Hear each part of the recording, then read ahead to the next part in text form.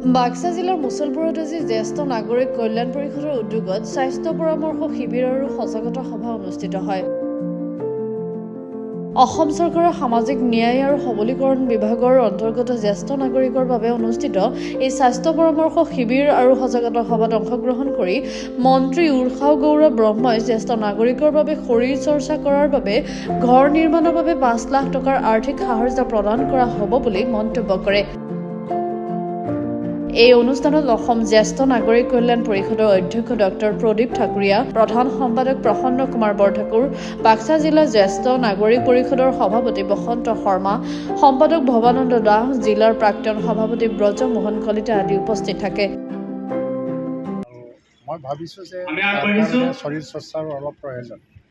জ্যেষ্ঠ নাগৰিকৰ যিটো কাৰ্যসূচী ফালে এইবাৰ আমি ভাষণ প্ৰদান কৰিবলৈ অনুৰোধ জনাইছোঁ।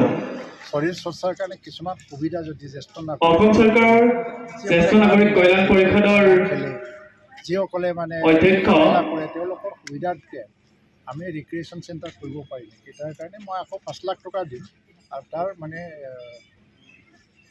এষ্টিমেটটো মই তেওঁলোকক বনাব। এইখিনিতে আমি সদায় লোকসকলক জনাইছোঁ যে আপোনালোকে স্বাস্থ্য পৰীক্ষা কৰিব। আজি মই দিনটো এই কাৰ্যসূচী চলি থাকিব, স্বাস্থ্য পৰীক্ষা কাৰ্যসূচী।